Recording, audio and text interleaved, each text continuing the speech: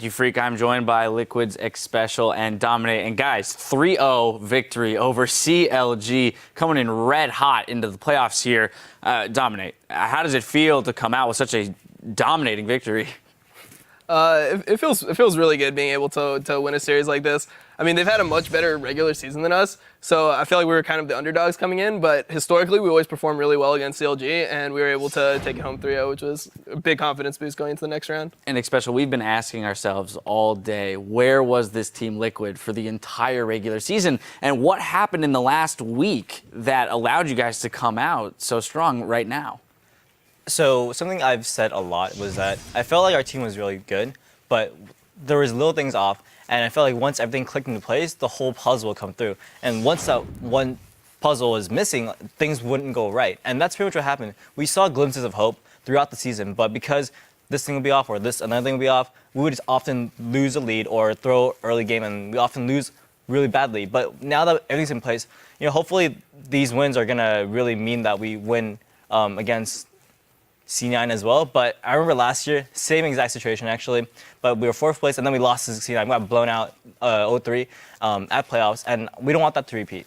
All right, so Dominic, we talk about this missing puzzle piece and what was the actual factor that goes into, everything coming to fruition. So was it communication? Was it synergy within the team? Was it just mechanical play individually across all the board? What were the actual factors that, we can attribute to that missing link? Personally, I think it was communication. I think that was the biggest thing that we changed in the last week. We would have some problems with when we would take turret, when we wouldn't take turret, stuff like that. And now I felt like we were all really working together, and when we came to a decision, everyone was on board. It wasn't like 1 against 3 or something. It was like, okay, let's figure out the problem. Once the problem was figured out, we're going to act on it, and we could just execute. And I think that we're a really strong mechanical team, so if we have the strategy there and we have the good mindset, I think we should be able to win a lot of these games. Yeah, and the cohesion there really showcased itself in the fact that you guys came into all 3 games with a very specific team comp in mind, right? They all had very specific goals and purposes. So Xpecial, whereas the rest of the season we've been handing criticism out for the fact that you guys lacked an identity when it came to what you wanted to do during the game, you guys landed on 3 different identities here and executed them properly. What allowed you to do that? Well, throughout the season, a best out of 1 game isn't going to help us showcase our team comps. You only get to play 1. I mean, you don't know if we have 5 or we have 2 or we have 1. But in a best out of 5, we can showcase anything we want, and we have, potentially 5 games to showcase all our different team comps. And that's really where our pick and ban shines, because we play a lot of champions, and that means that we have a lot of team comps, and there's plenty of stuff we haven't played yet still. So we're like a wild card team. In a best out of 1, maybe we can't shine, but in best out of 5, I think we're definitely shining. Absolutely. And Piglet had said in a video at the beginning of the day that he felt the team that won the first game was going to win the whole series. I mean, clearly that's the case. But Dominic, did you feel that so much of it hinged on how the result of the first game went? I think it was a really tough game for them to lose because they had a pretty big edge. I couldn't tell exactly what the goalie was because I was playing, but it felt like maybe 3 or 4K at a point because they had so many turrets on us. And since we were able to come back from that and win team fights, I think it kind of they didn't really know what team comps were best, because obviously the first game you're going to play your strongest team comp or the one that you think is best blind into anything. And when they lost that game, I think they started doubting what team comps they ran best. And then they ended up picking Vladimir a lot throughout the series, and they kind of ended up stopping. When they came into the series, they thought it was a first pick worthy champion, and then they didn't even pick it in the last game. So I think it was just a series that, when you lose the first game, it kind of just mentally weighs on you throughout. It's like, okay, did we practice the optimal things? Do we have the right strategies? And I think that maybe the 5.5, 5.6 patch hurt them a little bit.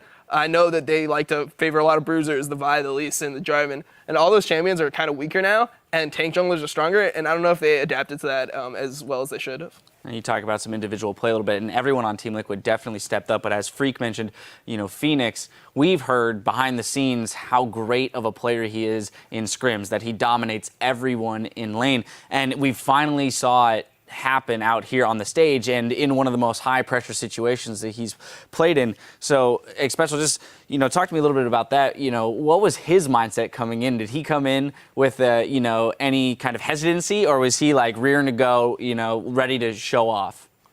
It's hard to say. I think Phoenix is a really good player. We've always thought that. And the issue is that he wasn't able to bring it to LCS. And obviously today he showed off pretty hard. I mean, he styled on people. It was pretty crazy. We were all shocked. We were like, damn, this guy's finally going off just like we expected him to. And I think this is a huge confidence booster. And hopefully, he can carry this into the future games. And I think that was just one of his, he just finally broke out of his shell. Yeah, absolutely. And so we're looking at the future games now because he is going to have to carry that through, but the whole team in general will have to. And you already touched a little bit on that C9 matchup, but Dominate, I want to get your thoughts as to what the team now needs to do with this great first win under their belt to, look towards that C9 matchup. I think we just need to kind of readjust our pick ban to the C9 style. The C9 plays a lot differently than CLG, for example. They play a lot of like Nidalee jungle and stuff like that. A lot more carry junglers and less bruiser champions. So I don't really expect them to pick much like Vi, Lee Sin, or probably Vi, but no Lee Sin, no Jarvan. Like that's not Meteos' style. So I think that for us, it's just we have to readjust our pick ban to fit what they do best. And since we do have like a variety of comps we can play, we have to be able to choose which ones are best. We don't necessarily want to play into one of C9's best comps. I mean, they look really good with like their Rumble, Zed, Nidalee comp that they practice so much. Those are all like signature champions for their team. I think that if we just have like a game where we are able to play like on even footing, I think that we'll do a lot better than if we try to like cater to their style and play exactly what they do. And especially, do you feel that being as diverse now as you guys are in your champion pool, I mean, we've seen it with Quas in the top lane playing just an extraordinary number of champions, now Phoenix in the mid lane, and, and across all roles, really. Do you feel like having that ability to play as many different team comps as you guys do is going to give you an advantage against a team like Cloud9, who does kind of tunnel in on those very specific team comps where they have a carry jungler and things like that, and they can't branch out so far as you guys can? I definitely say that if you can play more champions, it's definitely better. But to say that C9, would be better against C9 or something like that, I'm not too sure, because the comps they play, maybe it's few, maybe it's only one or two, but they play them extremely well. So maybe if we ban them out, then we can get an advantage. But honestly, it's going to be up to what we decide to play and how our team comp stacks against theirs, and if we can find the right counter picks. And it's up to our picks and bans, which I think is fine. I think it's really good. And I think in the best of 5, even if we lose a game or two, we can adjust and ban or pick accordingly. All right, well, gentlemen, before we go, I want to get your thoughts on tomorrow's matchup between Team Impulse and Gravity. How do you think that series is going to go? I personally, like, my heart wants to go with Gravity, obviously, because those are all my friends. But I think Tip's style is really good against Gravity's. Like, in the regular season, they beat them twice, and both of the games were actually kind of blowouts. I think Rush like went off in both of them, and I think that their style is really good against Gravity. So I want Gravity to win, but I don't know if they'll be able to deal with the style that Team Impulse plays.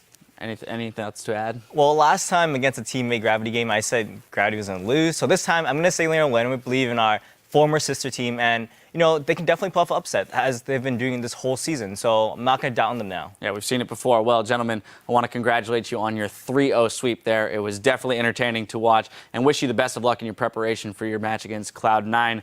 Now, for some final thoughts on the series, we're going back to the caster